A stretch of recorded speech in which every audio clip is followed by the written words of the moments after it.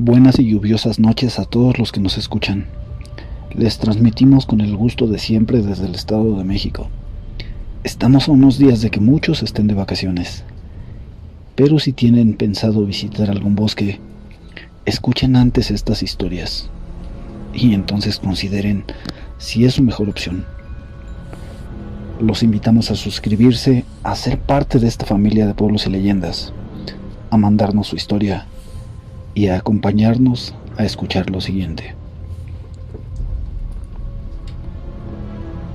Quiero compartir la historia de mi tío.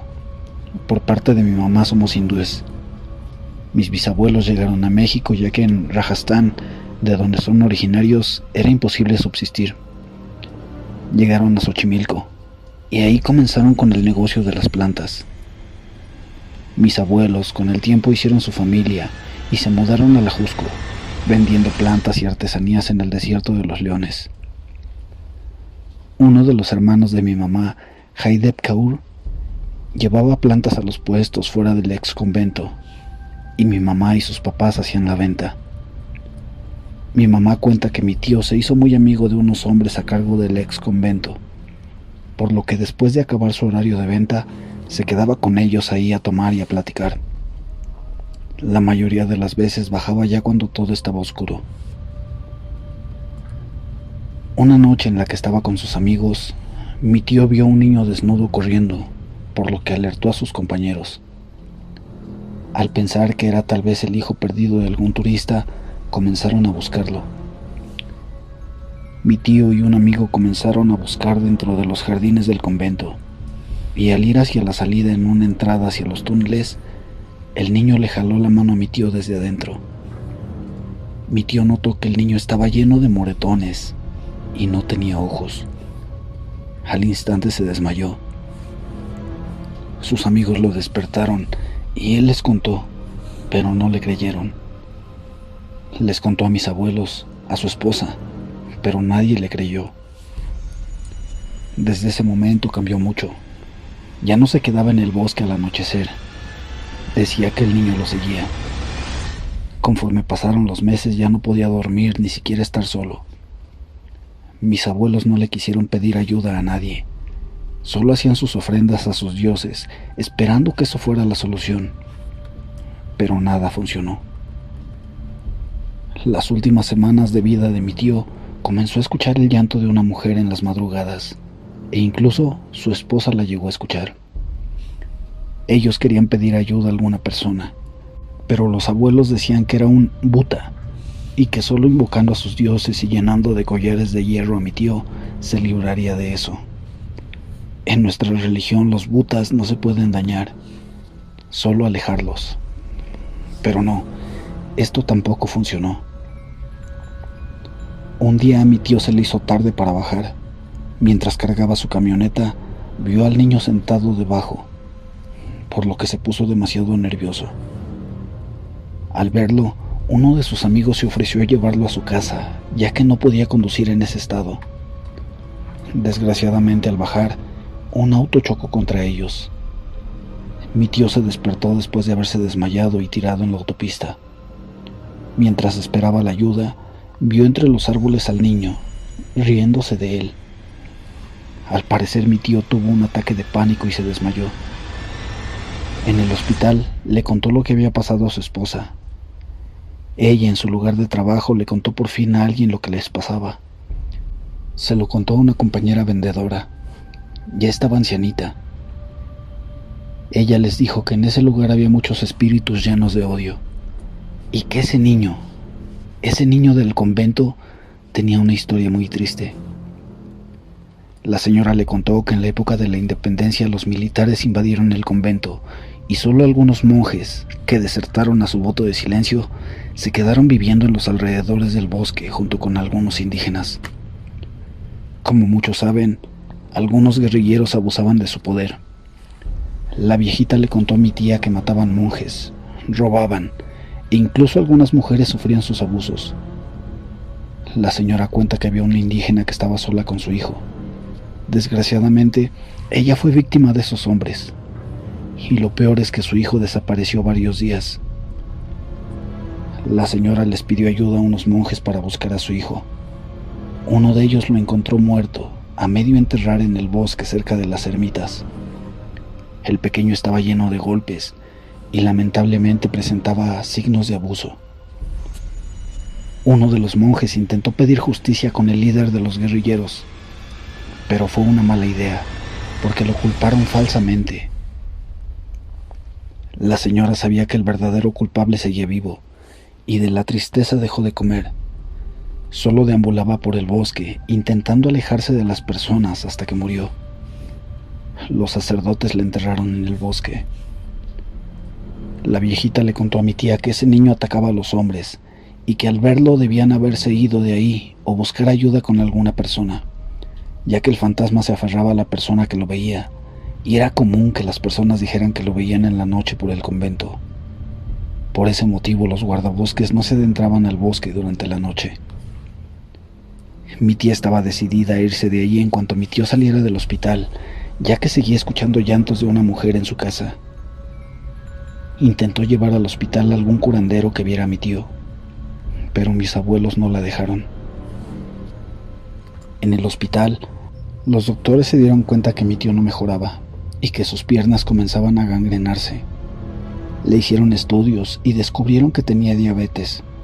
Por eso no se pudo recuperar y murió un mes después. Mi tía solo enterró a mi tío y se fue de ahí. Mi abuelo se tuvo que hacer cargo del negocio, el mismo que estaba frente al ex convento. Todos se iban lo más rápido que podían, ya que ahí llueve mucho y se vuelve peligroso. Pero mi abuelo, terco como siempre, se quedaba hasta muy noche. Una de esas noches mi mamá cuenta que llovía muy fuerte y mi abuelo comenzó a escuchar sollozos. Él salió a ver quién era, pero al mirar en la copa de un árbol vio a mi tío llorando, sentado en una rama. Como pudo, mi abuelo se subió a su coche y volvió rápidamente a casa. Después de eso dicen que mis abuelos escuchaban a mi tío llorar cuando se quedaban en el negocio hasta tarde, por lo que después de ver que sus amuletos y que todos sus ritos hindúes no servían para alejar a mi tío, se fueron de ahí. Se mudaron a Veracruz. Mi mamá dice que mi tío está penando en el bosque porque mis abuelos no le creyeron y no lo dejaron buscar ayuda. Mi mamá, papá, mis hermanos y yo a veces vamos a la ciudad a ver a mi familia paterna y hemos ido al bosque a dejarle ofrendas a mi tío en el árbol en que lo vio mi abuelo, ya que mi hermano, cuando era pequeño de 4 o 5 años, decía que soñaba con un hombre sin piernas llorar en un árbol, siendo que a esa edad él no sabía nada del tema. Siempre que podemos vamos a ofrendar, pero se nos hace difícil, ya que el ambiente ahí es muy pesado. Espero que ya pueda descansar y todo quede solo en un triste recuerdo.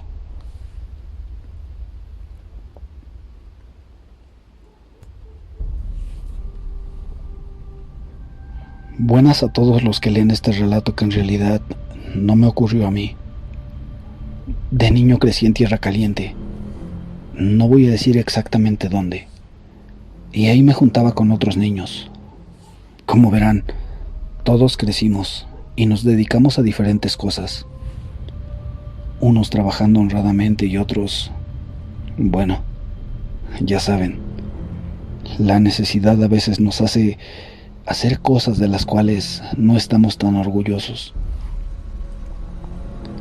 Esta es la historia de uno de los amigos con los que me juntaba y que mucho tiempo después nos reunimos en la Ciudad de México. Me contó cómo se consiguió un trabajo con una persona muy, pero muy importante en el mundo de lo, digamos, ilegal, como guardia escolta personal de ese jefe. A partir de este punto lo contaré en primera persona. Como sabes, fui miembro del ejército de los Estados Unidos. Participé en la batalla de Mogadishu, en el 160 SWAT de paracaidista y operaciones especiales. Lo puedes comprobar en cualquier página de ese conflicto. Tuve un entrenamiento bastante duro y gracias a eso una experiencia excepcional. A mi regreso a México, después de mi baja en el ejército de los Estados Unidos, no encontraba un trabajo en el cual pudiera ocuparme, hasta que conocí a una persona que me presentó al que ahora es mi jefe. En una ocasión llevamos, en ese entonces éramos 4 escoltas, al jefe a una cita con un compositor que tenía una casa pequeña, un poco más grande que una cabaña, que tenía un monte boscoso. Dicha casa está tan escondida que no es posible encontrarla, a menos que alguien más que conozca el camino te lleve hasta allá. Cuando llegamos a la casa, había un sentimiento extraño. No te podría decir exactamente qué, pero era una mezcla de nerviosismo, desazón, miedo. El dueño de la casa salió a recibir al jefe con un abrazo. Ambos entraron. Nosotros, por nuestra parte, nos dispusimos a reconocer el perímetro, y entre los árboles, como a unos 50 metros de la casa, se alcanzaba a ver la silueta de lo que parecía ser una mujer. Llevaba un manto negro, rematado con oro. Le llamé a uno de mis compañeros y le hice saber de la situación, ordenándole dar un rodeo para atrapar a lo que fuera que estaba espiando. Las órdenes eran claras: eliminar cualquier amenaza. Cuando llegamos al punto donde creímos ver a la mujer, no había sino un olor tan desagradable que mi compañero empezó a dar arcadas. Por fortuna se controló y regresamos al porche de la casa. Comenzaba a anochecer. Serían alrededor de las 11 de la noche cuando mi jefe y el dueño de la casa se dispusieron a salir a una reunión, misma que se llevaría a cabo cerca de la cumbre de aquel monte. Solo alcancé a oír que en el encuentro estarían varias figuras importantes de la política y algunos millonarios de todo México. Se me hizo extraño. Era muy extraño el nombre que le dan a ese lugar. La Puerta, aunque no es más que una cueva en lo alto de ese monte. Eso lo supe después por boca de uno de mis compañeros. El caso es que yo me tuve que quedar a cuidar la casa. ¿Qué diablos le podía pasar a una casa que está en medio de un bosque y que solo un puñado de personas conoce la ubicación?, pensé. Ya estando dentro de la casa comencé a escuchar ruidos en el estudio de grabación. Algo parecido a zapatos de tacón, pero muy pesados. Por reflejo desenfundé mi arma y al abrir la puerta del estudio no vi nada. Pero al buscar por todo el cuarto, escuché bajo el piso, que es de madera, se escuchaban unos lamentos parecidos a los que la gente emite cuando está estornudando. Salí del estudio, pero todo mi cuerpo no dejaba de temblar. No podía ni sostener el arma hasta que se me cayó al suelo de manera pesada. Cuando regresaron los demás, pasadas las 5 de la mañana, mis compañeros estaban tan pálidos que parecía que estaban hechos de cera. Uno de ellos comenzó a devolver el estómago, pues la impresión que tenía era tan fuerte que la presión se le había bajado. Los otros 2 no estaban en mejor condición. ¿Viste a las personas que estaban formando los círculos? No eran personas, al menos no vivas. No sé qué pasa allá arriba, pero esa persona, la que tenía la corona de espinas, es sin duda lo más espantoso que he visto en mi vida. Toda esa gente, que Dios tenga misericordia de nosotros. Mientras ellos divagaban, me acerqué a mi otro compañero para darle una botella de agua y preguntarle qué era lo que había pasado allá arriba. El infierno, hermano. Es el puto infierno. No creía que algo así pudiera existir. Maldita sea. Estamos todos jodidos. No hay salvación para esto. Mi compañero tenía los ojos desorbitados, tanto que parecía que se le iban a salir en cualquier momento, y su voz se comenzaba a levantar casi al punto de gritar. Una cachetada hizo que se calmara. Mi amigo hizo una pausa y después dio un trago a su bebida. Ese compañero se colgó al otro día que regresamos al pueblo. ¿Sabes? Desde entonces me pregunto qué tan fuerte es lo que vieron para que él tomara ese modo de acabar. No lo sé. Para mala suerte, tuvimos que regresar 2 veces más. Y al igual que las anteriores, yo me quedaba al cuidado de la casa y los demás subían a aquel lugar, a la puerta. Al poco tiempo, se supo que unos políticos importantes que habían ido nunca regresaron. Los buscaron por semanas, llevaron al ejército con helicópteros, varios grupos de búsqueda, pero hasta la fecha no los han encontrado. Desde entonces las patrullas o policías no suben. Lo tienen prohibido. La última vez que he ido fue para comprar la casa, esa cabaña. Esa vez nos esperaba el vendedor, pero al llegar nos dimos cuenta que no estaba solo él, sino había 3 personas más, 2 trabajadores y un acompañante. El jefe se encabronó bastante, pues la condición era que solo estaría el vendedor, nada más. Así que mis compañeros procedieron a revisar las credenciales de los trabajadores y yo le hice unas preguntas al vendedor, nada más tanteando, para ver qué tanto sabía de la propiedad. Pobre, en realidad no sabía nada.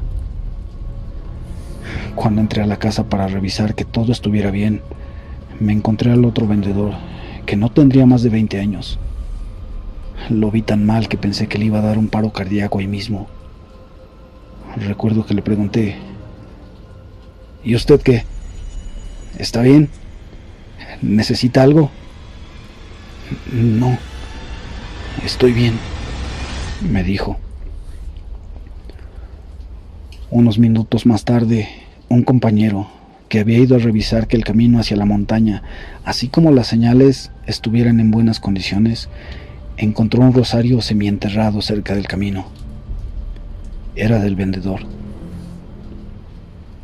Como era de esperarse, la compra se concretó. Todo quedó listo esa misma tarde, y nosotros regresamos a Tierra Caliente.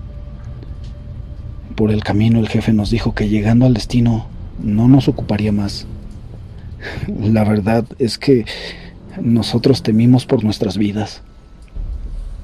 Por fortuna no pasó nada. Solo nos dieron unos fajos de billetes y nos ordenaron que desapareciéramos para siempre.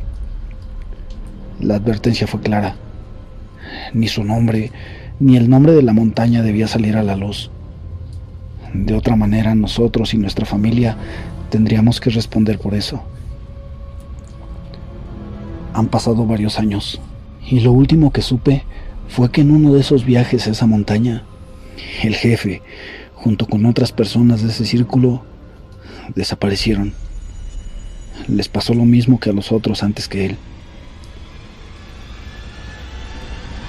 Después de que mi amigo me contara esto, nos despedimos, quedando de vernos después para contarme más detalles de esta experiencia. Me da pendiente por él, pues ya han pasado varios meses, casi un año, y hasta hoy no sé nada de él.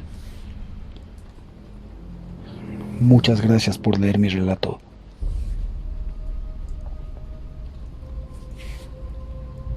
Gracias por ser de los valientes que llegaron al final de este episodio. Llegó la hora de dormir. Yo soy Hugo Flores.